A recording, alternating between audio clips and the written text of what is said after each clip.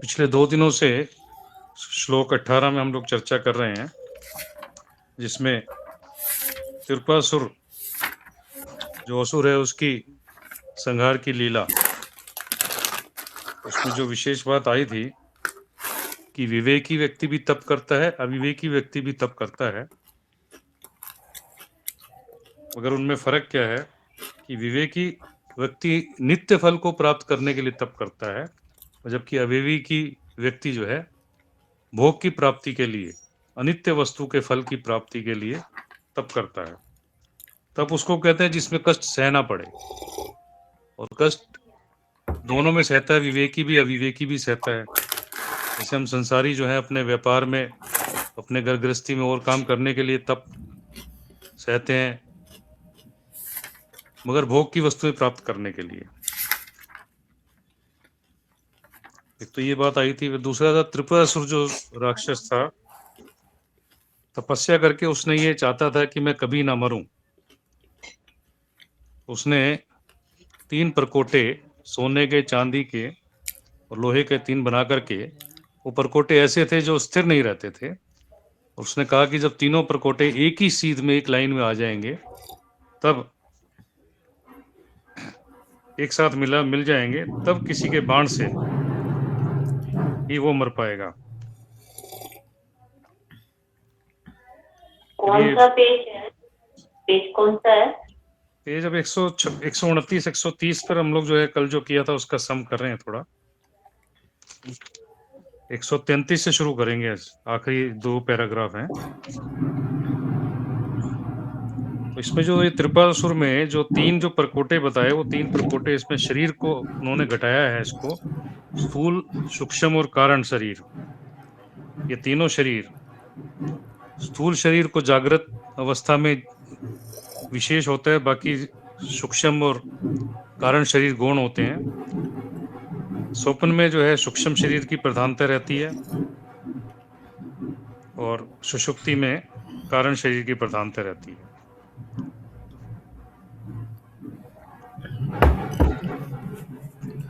जब ये तीनों शरीर की मिथ्यात्मा कहें, तीनों शरीर मिथ्या हैं, जब ये निश्चय हो जाता है, तब इनका बाद हो जाता है, तभी एकमात्र अखंड आत्मा के अतिरिक्त और कुछ नहीं बचेगा। तीनों शरीर न पहले थे, न अब हैं, न कभी भविष्य में होंगे। जब इसका अनुभव हो जाता है, तब एकमात्र अखंड आत्मा ही बचती है। वो महावाक्य के द्वारा इस चीज का ज्ञान होता है। तो यहां तक हमने कल किया था, उसके आगे शुरू करते हैं। ये कृष्णा आंटी ये 2 लाइन का एक श्लोक है, ये पढ़ पाएंगे क्या? तत्वमस्यादि, पेज नंबर 133 पर।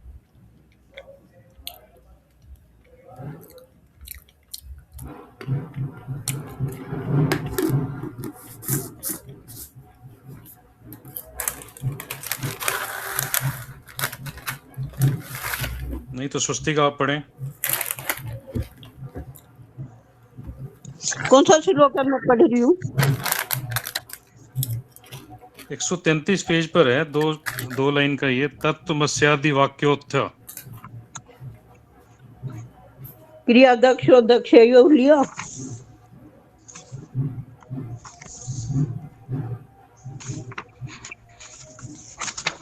और श्लोक का नंबर, अच्छा, क्रतु ब्रंच तत्व क्रतु फल विधान व्यसनिनो ध्रुवम कर्तु श्रद्धा विदुरम विचारा यही मखा।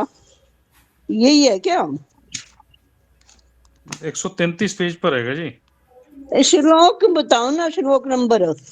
श्लोक नंबर मेरा तो इसमें तो पर्चे में तो उल्टे सुलटे हो रहे हैं। बीच में है तत्वमस्यादि वाक्योत्थ। श्लोक नंबर 18 के आगे है जी। श्लोक नंबर 18 के हरिस्ते सहस्त्रम, ये है क्या?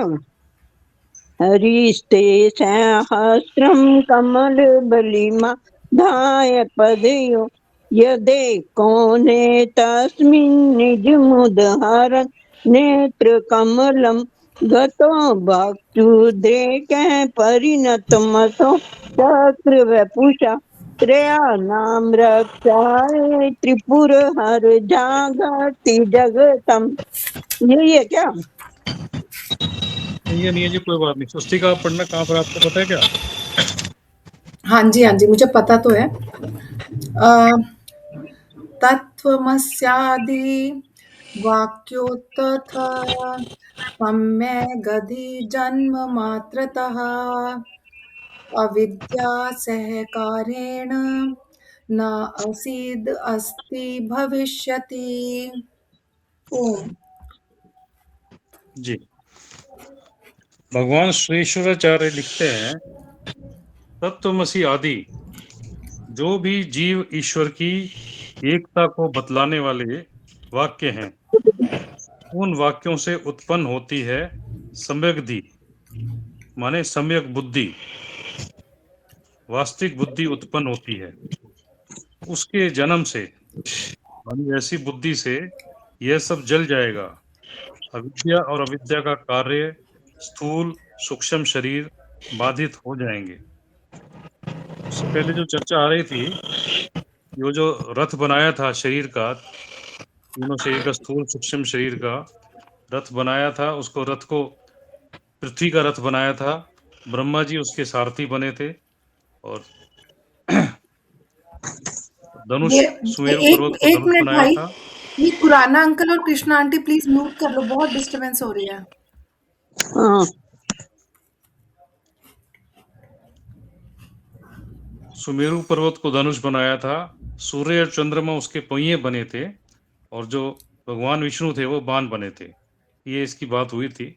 ये सब करने के बाद और शिव जी ने, भगवान शंकर ने सिर्फ एक अट्टहास करने से जो है वो तीनों पुर एक लाइन में, एक सीध में आए और बाण छोड़ करके त्रिपुरासुर का वध किया था। वो जो ये कथा थी उसको इसमें शरीर में घटाने के बाद से अब ये बता रहे हैं कि जब अट्टहास से ही अगर उन्होंने मार देना था तो फिर ये सारा प्रपंच करने की क्या जरूरत थी कि भी रथ बनाया, रथ में रथी रखें और ये सब रखे, क्या जरूरत थी? इसके बारे में बात कर रहे हैं। यदि अट्टहास मात्र से होना है, भगवान शंकर ही इसे करने वाले हैं, तो हमें क्या करना है? सारी तैयारी करके उन्होंने यह बतलाया कि यह सब तुम करो, साधक सहयोग करे, कार्य तो ईश्वर ही करेंगे। रथ है क्षोणी, तुम्हारा शरीर रथ है। कठोपनिषद में कहा गया है, शरीरम रथमेव तू, शरीर रथ है, स्थूल शरीर ही रथ है। उसमें पृथ्वी का रथ बनाया था, तो ये स्थूल शरीर जो है ये हमारा रथ है। इसी में बैठकर साधना होगी। और किसी योनि में, ये कहा गया है कि किसी और योनि में परमात्मा की प्राप्ति संभव नहीं है, क्योंकि देवताओं की योनि के अंदर भी वो भोग योनि है, वो कर्म योनि नहीं है, उसमें वो साधना नहीं कर सकते। उन्होंने जो पुण्य अर्जित किए हैं उनका फल भोगने के बाद वापस ये मनुष्य लोक में आना पड़ता है। और जो पशु योनि में है वो भी भोग योनि में है। तो ये मनुष्य योनि, जिसमें मनुष्य शरीर मिला है, यही योनि ऐसी है जिसमें साधना कर सकते हैं। अब इस रथ को चलाने वाला कौन? शतधृति, ब्रह्मा जी इसे चलाने वाले हैं। ब्रह्मा जी यानी वेद। ब्रह्मा जी ने जिस वेद का प्रतिपादन किया है, ब्रह्मा जी के मुख से जो वेद निकले हैं वो इसको चलाने वाले हैं। उस वेद के अनुसार यह शरीर चले। चलाने वाला तुम्हारा मन हो, मगर अभी तो जो तुम्हारा मन चाह रहा है वह तुम शरीर से करवाते हो। तब जो ब्रह्मा करवाना चाहते हैं, वेद करवाना चाहता है, वह शरीर से करवाओगे। अगर हमें स्थूल सूक्ष्म और कारण शरीर का वध करना है, आत्मा की अखंडता का बोध करना है, तो ये जो मन से चल रहे हैं उसकी बजाय ब्रह्मा जी जो करवाना चाहते हैं, वेद जो कहना चाहता है, इसीलिए कहा है कि जो शास्त्र विहित कर्म है वो करने चाहिए। जो उसमें शास्त्र के अंदर जो निषेध कर्म है उनको हमें छोड़ना है, उनको नहीं करना। शतधृति है तो ब्रह्मा जी का नाम, पर शत माने 100, धृति माने धैर्य। सैकड़ों गुना तुम अपने धैर्य को बढ़ाओगे, तब वेद के अनुसार तुम अपने जीवन को बना सकोगे। धैर्य सारे धर्मों का आधार है। मन ने जहां 10 धर्मों को गिना, वहां सबसे पहले धृति को, धैर्य को गिना। धृति माने धारण करना भी होगा और धैर्य करना भी होगा। भिन्न भिन्न मत वाले कोई किसी को प्रधान मानते हैं, कोई किसी को। जैन लोग कहते हैं अहिंसा ही प्रधान है, ईसाई कहते हैं दया ही प्रधान है। अलग अलग लोग अलग अलग धर्मों को कहते हैं, परंतु सनातन धर्म के मनु महाराज कहते हैं धैर्य प्रधान है। जिसमें धैर्य होगा वह सब धर्मों का पालन कर सकेगा। जो अधीर होगा वह किसी धर्म का पालन कर नहीं सकेगा। तो ये धृति की जो बात करी है, धैर्य, ब्रह्मा जी इस वेद को चलाने वाले हैं। ब्रह्मा जी माने वेद, वेद के अनुसार हम अपने इस शरीर को चलाएं और धृति जो बुद्धि है हमारी वो धैर्य रखे।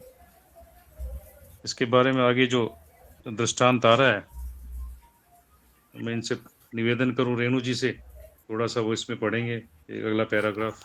हाँ जी, जय। वर्तमान में कठिनाई यही है कि हम सब अपने धैर्य को खोए हुए हैं, अधीर हैं। रेल का टिकट लेने जाते हैं तो अधीर हैं। परसों का टिकट चाहिए तो परसों का ही चाहिए। इसके लिए चाहे घूस दो, कुछ भी करो। धैर्य वाला कहेगा परसों नहीं मिला तो जब का मिलेगा तब का ले लेंगे। हर कार्य में हम अधीर हैं। कई बार लोग कहते हैं कि हम वहां जाते ही फोन करवा देंगे कि पहुंच गए। हम कहते हैं चिट्ठी लिख देना, कहते हैं नहीं टेलीफोन करवा देंगे। चिट्ठी देरी में आती है, क्या फर्क पड़ता है? अगर तुम ठीक से पहुंचे तो पहुंचे, नहीं पहुंचे तो नहीं पहुंचे। अगर पहुंच गए तो टेलीफोन आने से कोई विशेषता नहीं, और अगर नहीं पहुंचे, बीच में एक्सीडेंट हो गया तो चिट्ठी आती 5 दिन बाद। 5 दिन बाद दुख होना शुरू होता है। टेलीफोन आ जाए तो उसी दिन से दुख होना शुरू हो जाए, क्या फायदा? लेकिन अधीर है, तुरंत जानना चाहते हैं क्या हो गया। इस अधीरता को ही लोगों ने आजकल सूचना प्रौद्योगिकी का विकास मान रखा है। किसी भी बात को जानने के लिए हमें धैर्य नहीं रखना पड़ता, इसे बड़ी भारी उन्नति मानते हैं। धर्म के मार्ग पर चलने के लिए साधारण की अपेक्षा सैकड़ों गुना ज्यादा धैर्य चाहिए। अधीर व्यक्ति धर्म का पालन नहीं कर सकता। आजकल जैसा बतला है कि लोग अधीर हैं, चाहते हैं कि तुरंत काम हो जाए, तभी वे धर्म के मार्ग को छोड़ते हैं। तुम्हारा सारथी है बुद्धि, बुद्धि एकदम धैर्य वाली होनी चाहिए। चलाने के लिए जी धनुष चाहिए। जी, यहाँ तक और थोड़ा सा चर्चा कर लो इसमें। धैर्य की बात आई जी, इसमें धैर्य की जो महत्व है, इंपॉर्टेंस है, वो बता रहे हैं। कई बार सत्संग प्रवचन में सुनते हैं जी, कहते हैं महाराज इतने सालों से सत्संग में सुन रहे हैं, अभी तक कुछ फर्क नहीं पड़ता। या मैं इतनी माला जपता हूँ जी रोज, अभी तक जो है परिवर्तन नजर नहीं आया, अंतःकरण शुद्ध नहीं हुआ, अभी भी राग द्वेष होते हैं। तो यहाँ धैर्य की बात है, वो कहते हैं कि इसमें ऐसा कोई तुरंत फल मिल जाएगा, क्योंकि फल तो परमात्मा के हाथ में है देने। अगर अपने बिना राग द्वेष के, बिना किसी फलाकांक्षा के लिए अपनी बुद्धि को धैर्य के साथ एक साधन में लगाए रहें, तब जो भी उसका फल होगा, तब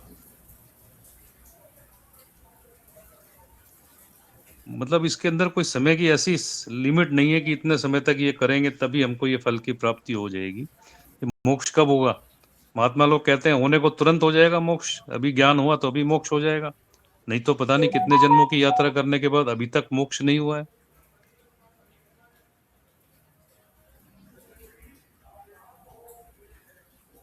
इसके आगे का शुरू करते हैं। चलाने के लिए धनुष चाहिए। अभी ये रथ को चलाने के लिए जो रथ की बात कर रहे हैं, शरीर रूपी रथ है जो पृथ्वी से बनाया था।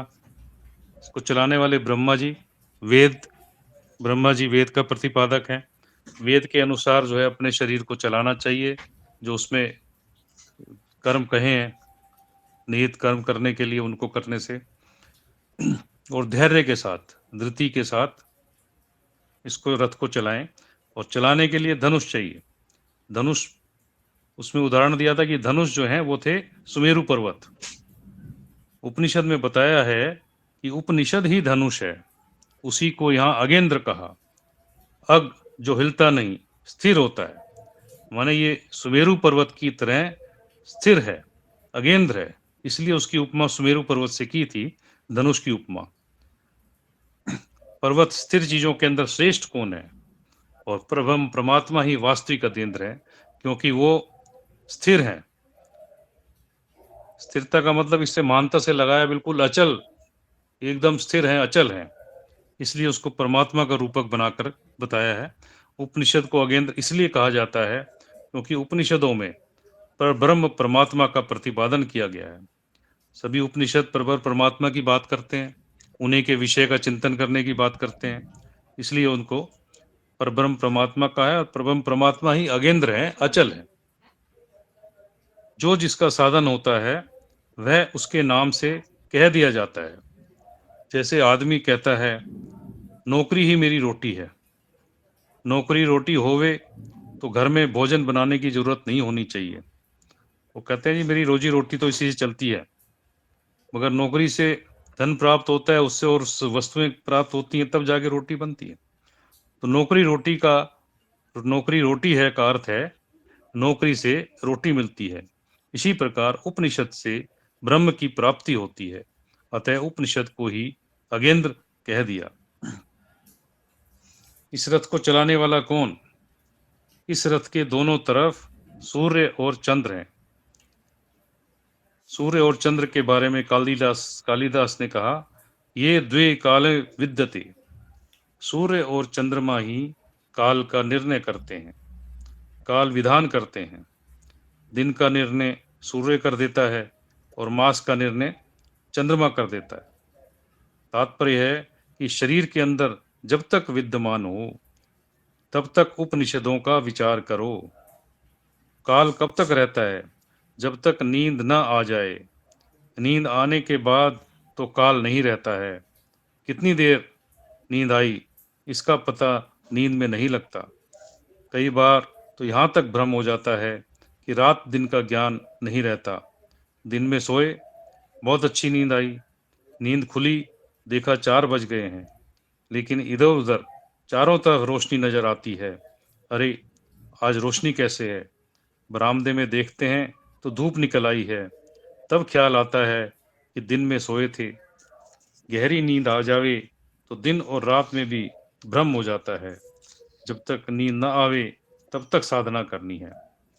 उससे पहले जो विचार कर रहे थे 2 दिन में कि कब तक, जब तक मृत्यु ना आ जाए।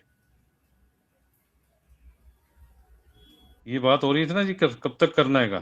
परमात्मा का चिंतन कब तक करना है? जब तक मृत्यु ना आ जाए।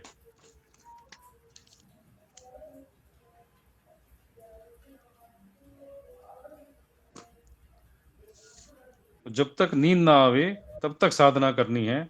जब तक काल है तब तक विचार को चलाना है। बाण इसमें कौन बनता है? भगवान विष्णु कहते हैं रथ चरण, रथ का चक्का हाथ में है जिनके। बाण को ही उपनिषद में बताया है शरो ही आत्मा, आत्मा को ही बाण बताया। ये आत्मा जो है जागृत स्वप्न सुषुप्ति तीनों के अंदर अनसुयूत है। जागृत स्वप्न सुषुप्ति का चक्र चल रहा है। यह किसके हाथ में है? आत्मा के हाथ में है। ये जो काल की जो बात कही है, काल की जो की साधना कब तक करनी है?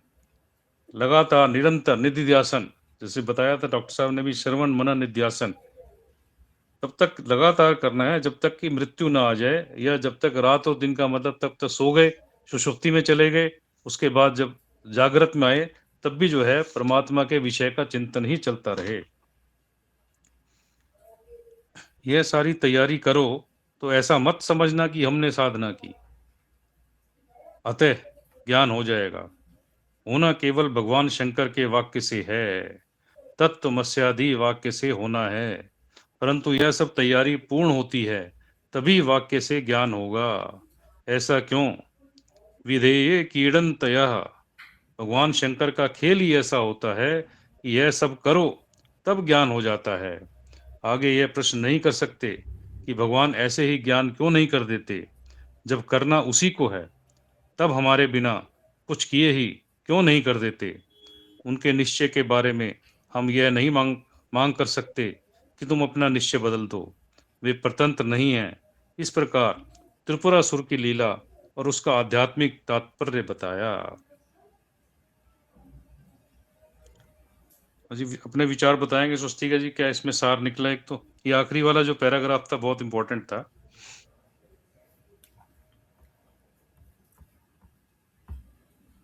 हाँ जी, हाँ जी। हाँ, ये तो जैसे भगवान शंकर त्रिपुरासुर का वध करने के लिए चले और सबका सहारा लिया, तो उसमें जब उन्होंने जो बाण बनाया, उसमें भगवान विष्णु बाण बनते हैं उनके लिए। और इसी को अब इन्होंने यहाँ पर बताया कि हमारे शरीर के अंदर अगर हम इसको देखें विवेक से, इस पूरे घटनाक्रम को, तो हमें पता लगेगा कि ये जो बाण है, ये हमारा हमारी आत्मा है एक्चुअली बाण। क्योंकि जो वध होगा किसी भी चीज़ का, मतलब किसी भी व्यक्ति का, वो बाण से ही होता है। तो अगर हमें अपने तीनों शरीरों को मिथ्या रूप जानना है, या हमें इनका वध करना है, या हमें इनसे अपने आप को अलग समझना है कि मैं ये नहीं हूँ तीन शरीर, स्थूल, सूक्ष्म और कारण शरीर, तो उसको कौन हमें इस तरह का विवेक करा सकता है? तो हम आत्मा से ही उसका विवेक कर सकते हैं कि मैं आत्मा हूँ। तो आत्मा वो तत्व है जिससे, और वैसे तो मुझे ऐसा लगता है कि आत्मा का स्वरूप जानने के लिए हमें बुद्धि की भी आवश्यकता है, पर जब एक बार हमें ज्ञान हो जाएगा, हम आत्मा को जान जाएँगे, तो फिर बुद्धि की भी आवश्यकता नहीं है। तो उसका भी वध हो जाएगा। तो ये यहाँ पर यही बताया कि हमने ये जितनी भी कार्यक्रम किए, जितनी तपस्या की, तप किया, और ये समझा कि ये जो चक्र चल रहा है, काल का जो चक्र, जिसके अंदर जागृत, स्वप्न और सुषुप्ति में ही हम घूमते रहते हैं हर रोज, वही चक्र चलता रहता है। हम उठते हैं, सोते हैं, स्वप्न देखते हैं। तो ये सब किसकी वजह से चल रहा है? इसमें आत्मा ही मेन तत्व है, जिसकी वजह से हम तीनों चक्रों में घूम रहे हैं। तो हमें ये समझना है कि अगर आत्मा है, तो ये सब चीजें भी चल रही हैं, और आत्मा नहीं होगी तो ये कुछ नहीं चलेगा। पर जब ये सब नहीं होंगे, तब भी आत्मा तो होगी ही। तो इसलिए इसको आत्मा का यहाँ पर महत्व बताया गया है। पर साथ में ये भी कहा है कि जो भगवान शंकर ने जैसे सबकी सहायता ली, पर उसके बाद भी जब वो वहां पहुंचे पूरी तैयारी करके, सिर्फ उन्हें अट्टहास किया, और वो जो तीनों पुर अपने आप ही एक हो गए, और फिर उसका वध हो गया आराम से। तो ये पता लगा कि अगर हम जितना भी तप करें, जितने भी प्रयास करें, और साधना करने के बाद हम ये सोचें कि ये तो हमने साधना की, तो हमें ये भी समझना है कि साधना तो हमने की, पर ये सब ईश्वर की कृपा से, ज्ञान हमें बाद में ईश्वर की कृपा से ही होगा। जब वो ईश्वर जो है संत के रूप में आए या गुरु के रूप में आए, और वो जो तत्वमस्यादि जितने भी हमारे 3-4 जो वाक्य हैं, तो जब तैयारी पूर्ण हो जाएगी, तो फिर बस एक बार वो वाक्य बोला जाएगा और ज्ञान हो जाएगा। ये बिल्कुल उसी तरह से है कि जैसे भगवान शंकर ने त्रिपुरासुर का वध किया, सिर्फ अट्टहास किया, पर पहले पूरी तैयारी कर ली। तो हमें लगता है कि अगर अट्टहास ही करना था, तो फिर पहले तैयारी इतनी सारी क्यों की? तो यही है कि ऐसे हमें भी उनकी तरह से पूरी तैयारी करनी है, और उसके बाद जब भगवान शंकर का अट्टहास होगा, या फिर जब वो तत्वमसादि वाक्य बोले जाएंगे, अहम ब्रह्मादि आदि, तो फिर हमें एकदम से ज्ञान हो जाएगा, और हमें मिथ्यात्व निश्चय हो जाएगा कि ये जो शरीर है, मन है, इंद्रियां हैं, या जो समय का जो चक्र चल रहा है, ये मिथ्या है। तो इसमें तो मुझे यही समझ आया। कृष्णा आंटी जी भी रखेंगे अपने विचार, क्या कहते हैं?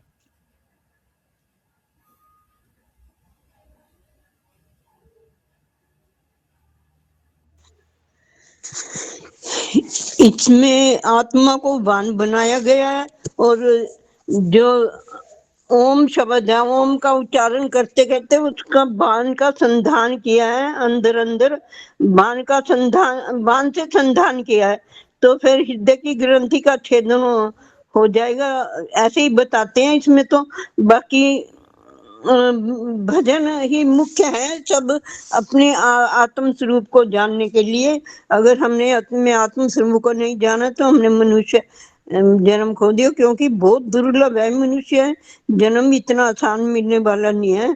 हम तो संसारिक वस्तु में प्राप्त करने में ही अपने आप को लगा देते हैं, लेकिन संसारिक वस्तु में जब तक है, जब तक शरीर है, और शरीर के जाते ही वो संसारिक वस्तु में किसी के कोई काम नहीं आती। परमात्मा का भजन ही काम आता है। ओम से ही कहा है। ओम का उच्चारण करने से उसको बाण बना के उसको भेदना है। भेदने से ही सूक्ष्म तीनों शरीर और जो मरद चिदाभास है वो आत्मा में शुद्ध बुद्ध नित्य मुक्त आत्मा में मिल जाएगा। उसमें मिलने से फिर क्या होगा, फिर हमारी जन्म मरण से छुटकारा हो जाएगा। जब तक चिदाभास बना हुआ है वही 24 तत्वों को अपने साथ लेके जाता है सूक्ष्म रूप से। जैसे वायु चलती है और गंध को अपने साथ ग्रहण करके ले जाती है।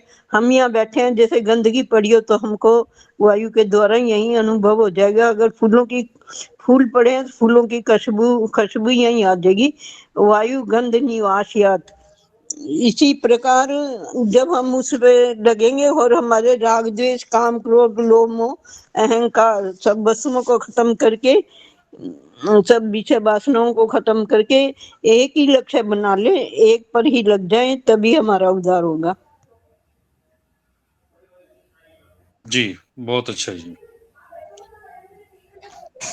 देखो, पहले ये हमने ये सुना है कि जी मन वचन कर्म से परमात्मा की प्राप्ति नहीं हो सकती, क्योंकि वो अपनी इंद्रियों से, ना इन इंद्रियों से प्राप्ति हो सकती है, ना प्रवचन से उसको प्राप्त किया जा सकता है। फिर ये साधन की क्या आवश्यकता है? यहाँ इसमें ये बात भी आएगी, जब भगवान के महावाक्य से ही बात बननी है तो सीधा महावाक्य सुना देते, ज्ञान हो जाता, मोक्ष की प्राप्ति हो जाती। ऐसा नहीं है, साधना की आवश्यकता है। ये उन्होंने इसमें इंपॉर्टेंस बताई कि सबने जब शरीर के ये सब मिला करके कि साधना करनी जरूरी है, मगर इस गलत फहमी में भी ना रहे हम कि हमने साधना कर ली तो अब ज्ञान हो जाएगा। ये अहंकार की निवृत्ति के लिए साधना पूर्ण होने पर एक पात्रता निर्मित हो जाती है। पात्रता निर्मित होने के बाद गुरु की या प्रभु की कृपा से महावाक्य सुनने को मिलता है, या उन्होंने जो भी जिस तरह से जो भी प्रक्रिया हो ज्ञान देने की, तबकि ब्रह्म और आत्मा की एकता का बोध हो जाता है। साधना की पूर्ति होने पर पात्रता हो जाती है। मगर हम ये सोचें कि हमने अपनी हमारी साधना पूरी हो गई, अब हमें ज्ञान हो जाएगा, इस भ्रम में हम ना रहें, मैं ना रहूं कम से कम। और होगा तो प्रभु की कृपा से, बट ये साधना जरूरी है, क्योंकि उस पात्रता के लिए साधना जरूरी है। डॉक्टर साहब खुराना साहब बताएंगे, सबसे सीनियर है, अपने विचार भी रखें क्या है। बिल्कुल आपने ठीक कहा कि पात्रता के लिए ये सब जरूरी है, श्रवण मनन और निध्यासन और जितने भी शारीरिक और साधन है। उसके बाद फिर जब शिव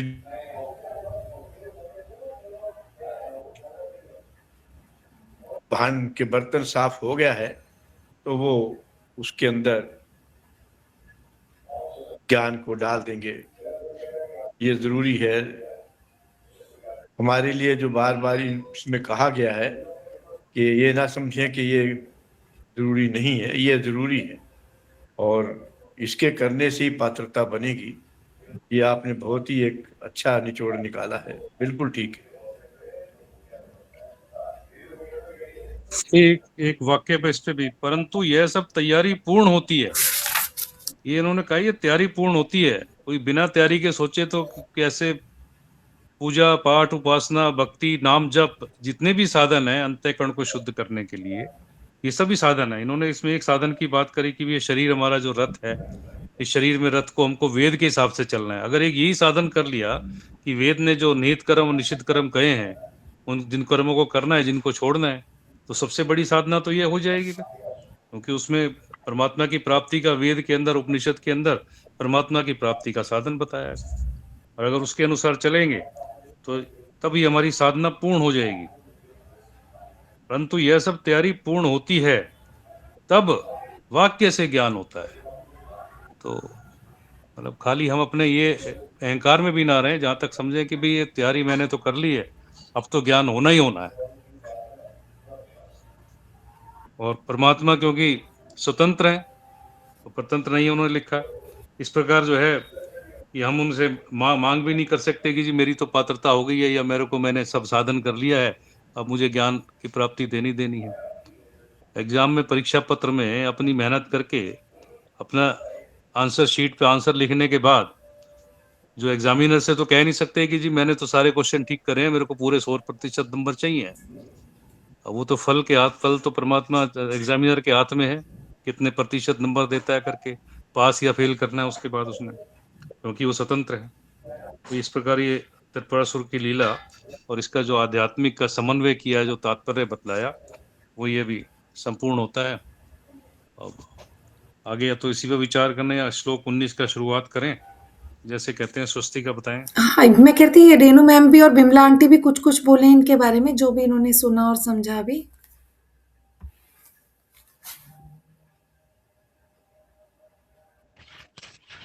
मैं ये कहेंगी कि शास्त्र के अनुसार ही हमें अपने कर्म करने हैं और शरीर को चलाना है, क्योंकि यही मनुष्य योनि है जो साधना कर सकती है, लेकिन धैर्य से करना है। धर्म के मार्ग पे हमें धैर्य रखना पड़ेगा और बिना किसी मतलब जल्दबाजी के या फल आकांक्षा के हमें लगातार साधना करनी है, परमात्मा के विषय में चिंतन करना है, जो भी है। तो लेकिन प्रभु की कृपा से ही हमें आगे ज्ञान होगा।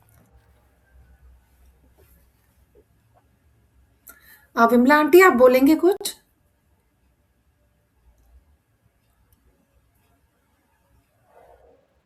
नहीं बेटा, सब ठीक है। अच्छा, मैं ना थोड़ा जैसे अभी रेनू मैम ने भी बोला और महाराज जी ने भी बताया, मुझे लग रहा था कि अगर हम धैर्य पे थोड़ी-सी और चर्चा करें, क्योंकि कई चीज़ें तो मतलब हम मेरे को ऐसे संभव लगता है कि काफ़ी सारी चीज़ें कि कैसे भेदन होगा या कैसे महातत्वमस्यादि वाक्य होंगे और कब ये सब चीज़ें होंगी, क्योंकि वो थोड़ा-सा ऐसे लगता है कि थ्योरेटिकल चीज़ें हैं, क्योंकि अभी मैं वहाँ तक पहुँची नहीं हूँ। तो मुझे जैसे आज ये बहुत अच्छा लगा कि हमें धैर्य को अपनाना चाहिए, जैसे मुझ में धैर्य की बहुत कमी है।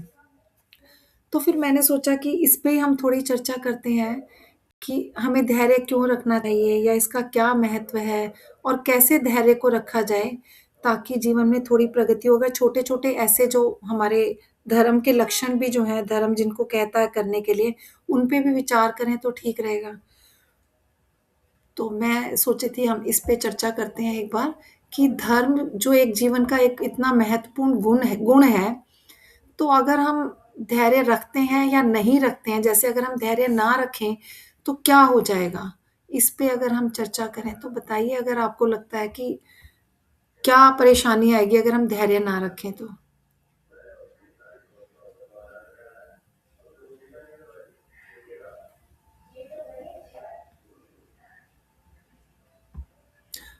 अ,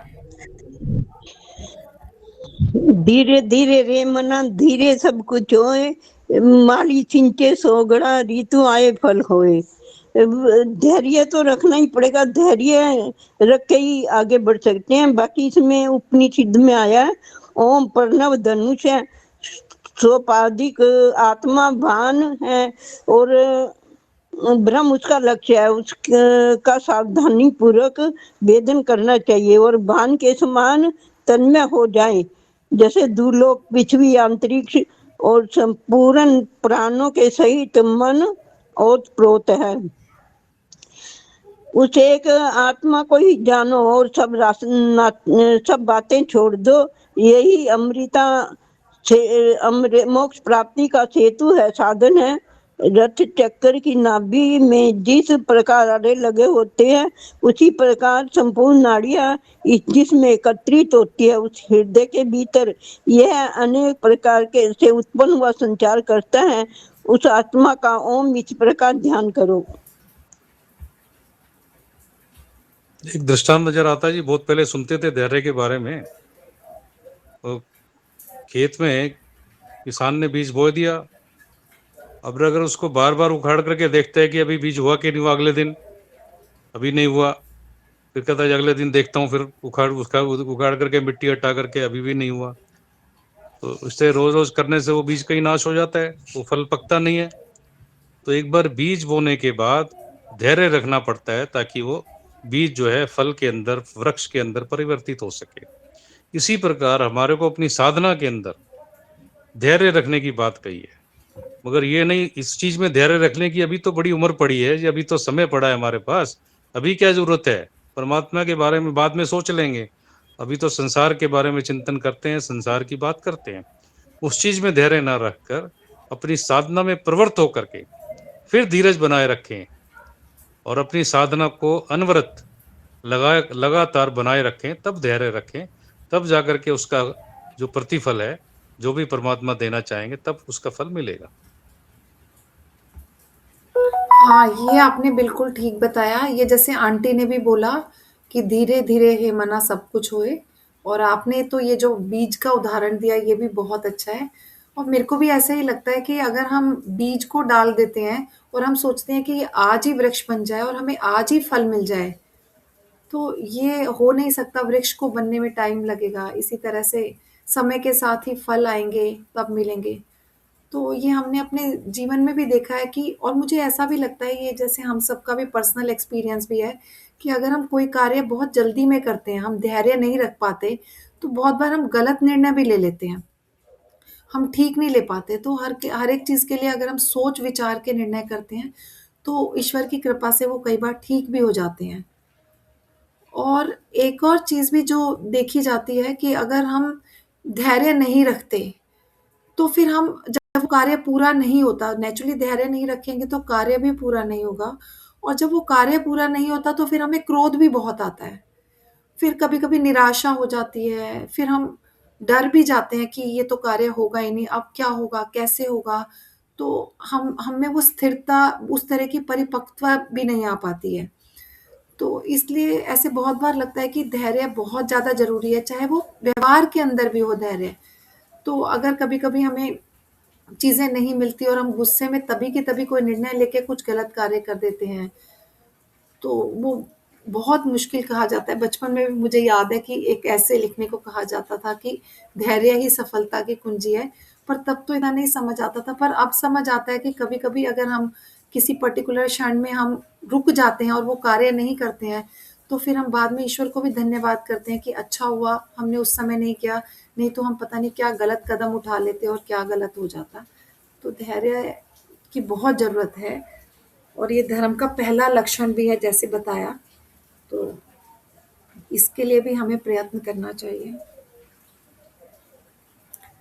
ठीक है जी, देख लो मेरे को इसी पे देखो, चर्चा। साधन की जो बात चल रही है, इसमें भी शरीर की बात आई है। थोड़ा-सा आज भी जो है मैं कथा में जो प्रवचन में सुन के आया हूँ, 5 सेवा की जो बात करी है, और ये डॉक्टर साहब तो सेवा भाव से कितने सालों से लगे हुए हैं।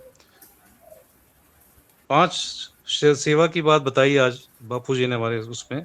एक तो देह सेवा, वो इसलिए क्योंकि देह से जो है इस परमात्मा की प्राप्ति करनी है, साधन करना है। तो इसको देह को भी सँभाल कर रखना है। इसके जो है खान-पान के लिए उसमें बताया कि ना तो बहुत ज़्यादा कष्ट देना है, ना बहुत ज़्यादा आराम देना है करके। ज़्यादा कष्ट में दोगे तो कहेंगे अंदर तो परमात्मा इसमें भी विराजमान है। अगर ज़्यादा देह को कष्ट दोगे तो उसको भी कष्ट होना है। उपवास करने लगे, बिल्कुल भूखा रहने लगे, कई-कई दिन नहीं खाते हैं। मगर जठराग्नि के रूप में परमात्मा तो विराजमान है जी अंदर हमारे। परमात्मा कहता है जी मुझे ही परेशानी होगी फिर। मतलब उनका भाव ये था कि देह की भी सेवा ज़रूरी है, क्योंकि इस देह से हमको परमात्मा की प्राप्ति का साधन मिलना है। दूसरा बताया था देव सेवा। जो भी हमारा इष्ट हो, उसका नाम जप करना, उसकी पूजा, उपासना, उसका स्मरण करना, ये देव सेवा। और देश सेवा, क्योंकि जिस मिट्टी में, जिस देश में, जो राष्ट्र हैगा, जहाँ पर हैं हम लोग, उसका कोई, उसकी सेवा, उसके जो काम आ सके उसके किसी काम में, तो वो भी सेवा ज़रूरी है। फिर था एक दिल सेवा। दिल सेवा से मैं समझ सकता हूँ कि जो भाव जो हमारा प्रधान रहता है, भाव प्रधान है, करुणा है, प्रेम जो है, सब में सद्भाव बना रहे, सब में प्रेम बना रहे, वो हमारे दिल की सेवा हो गई। और आखिरी में उन्होंने बताया था कि आज्ञा सम न सुसाहिब सेवा। जो आपके इष्ट ने, आपके गुरु ने, कि अगर आपको कोई आज्ञा करी है, तो उसकी आज्ञा का पालन के समान दूसरी कोई बड़ी सेवा नहीं है। तो ये 5 सेवा की वो बात की थी उन्होंने। ये भी एक साधन है, इनमें से भी सेवा के साधन। और कोई इसमें कुछ और बोलना चाहे डॉक्टर साहब और कुछ बताना चाहें, उनके भी अनुभव से सेवा में लगे हुए हैं वो भी, तो ऐड करें इसके अंदर। बिल्कुल आपने ठीक कहा। ध्येय सेवा, देश सेवा और देव सेवा, तीनों सेवाएं जरूरी हैं। और सेवा भी एक माध्यम ही है, जैसे साधना है दूसरी ओर शरीर, तो ये भी एक माध्यम ही है उसको प्राप्त करने का और उसकी खुशियां प्राप्त करने का, जिससे कि ईश्वर खुश होके हमारे ऊपर हमें हमारे स्वरूप का ज्ञान दे दे। ये भी एक सेवा का माध्यम ही है जो इस शरीर के जरिए हो सकता है। और ये भावना भी बड़ी मुश्किल से जागती है सेवा की, और नहीं तो अपना वही अपने लिए, अपने परिवार के लिए, अपने शरीर के लिए कोई सारा जोड़ के मर जाना है। ये भावना भी तभी जागती है जब वो जगाता है, सद्बुद्धि देता है। बस यही कहना था। जी बहुत बढ़िया जी। परोपकारी सबसे बड़ा धर्म है। बाकी इसमें तो अपनी सेवा की तो बात की उन्होंने, शरीर के लिए विशेष कहा क्योंकि साधन के रूप में है। बाकी ये नहीं कि शरीर की पुष्टि में ही लगा रहे, इसी को समझ करके मतलब जो इसके लिए श्रेयस्कर है उतना जरूर करना चाहिए। हाँ, एक बार मैंने ना स्वामी स्वयं प्रकाश जी से भी एक प्रश्न पूछा था कि स्वामी जी हमें ये कैसे पता लगे कि मैं ये समझना चाहती हूँ कि मैं देह नहीं हूँ या मैं शरीर नहीं हूँ, मैं तो आत्मा हूँ और कुछ और हूँ। तो उन्होंने कहा कि तुम्हें ये क्यों पता करना है? अगर तुम्हें ये भी पता लग जाए कि मैं शरीर हूँ, तो ये भी बहुत बड़ी बात है। तो उन्होंने फिर इसके बारे में ये बताया कि अगर हम अपने आप को शरीर समझते हैं, तो फिर हम अपने शरीर का ख़्याल भी रखेंगे। तो जैसे अभी इन्होंने संजीव भाई ने भी बोला कि हमें श्रेयस्कर और प्रिय क्या है और श्रेय क्या है, दोनों चीज़ों का ध्यान रख के करना चाहिए कि हमें प्रिय क्या है वो तो बहुत सारे लोगों को पता है, पर क्या चीज़ हमारे लिए श्रेयस्कर है। तो फिर उन्होंने बताया कि कई लोग अपने शरीर का भी ठीक से ध्यान नहीं रखते, बीमार होते हैं फिर भी वो पराठे, समोसे सब खाते रहते हैं। उनको लगता है दवाई तो खाई है, अब तो ठीक हो ही जाएगा जैसे भी होगा। तो उन्होंने कहा कि उस टाइम में अपने जीवन में तप लाओ, और अगर शरीर तुम्हारा निरोगी रहेगा तो कष्ट नहीं होंगे, तो तुम परमात्मा की तरफ भी लग पाओगे। फिर साथ में ये भी बताया कि शरीर की जो निरोगता है या शरीर को अच्छा रखना है, वो सिर्फ संसार के कार्यों में लगाने के लिए नहीं है, पर अपना ध्येय ये भी रखो कि अगर शरीर स्वस्थ रहेगा तो हम ईश्वर के मार्ग पे आगे चल पाएंगे। तो इसको एक यंत्र की तरह से समझो कि ये यंत्र है, मैं तो हूँ पर ये ठीक क्यों रहना चाहिए ताकि मैं आगे इस मार्ग पे बढ़ पाऊँ, अध्यात्म के मार्ग पे। तो फिर उस दिन ये भी पता लगा कि शरीर को स्वस्थ रखना भी जरूरी है और उसको एक उद्देश्य देना भी बहुत जरूरी है।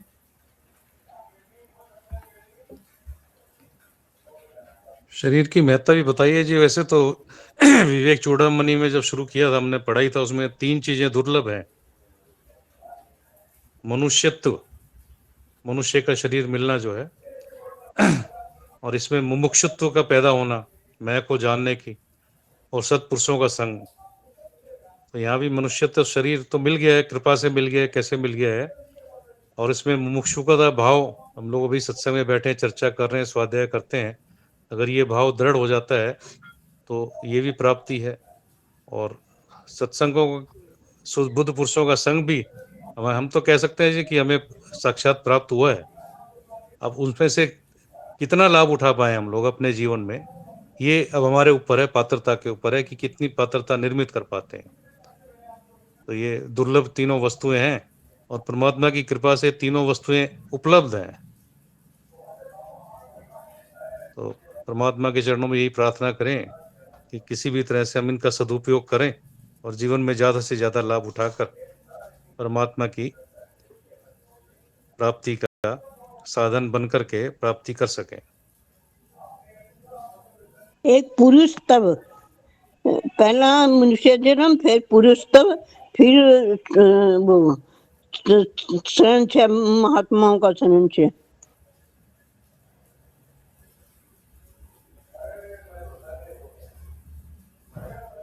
जी, अगर कहें तो समय तो भी पड़ा है, मगर करके 10 एक मिनट या तो पूर्णाहुति की जाए सुस्ती का, या कैसे कहें, और कोई चर्चा का कोई विषय हो तो देखो। हाँ, और तो कुछ नहीं समझ आ रहा, कर लेते हैं, पूर्णाहुति कर लेते हैं।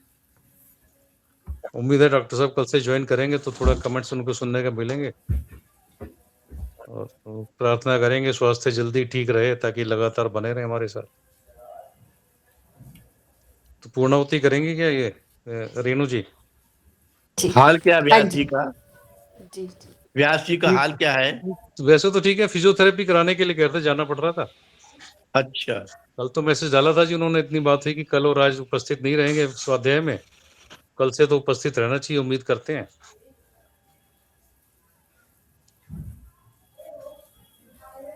जी, पूर्णाहुति करेंगे रेणु जी? हाँ जी।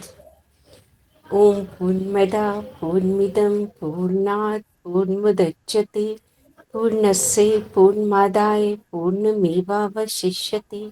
ओम शांति शांति शांति। ओम नारायण। नारायण नारायण नारायण। नारायण। नारायण नारायण। नारायण।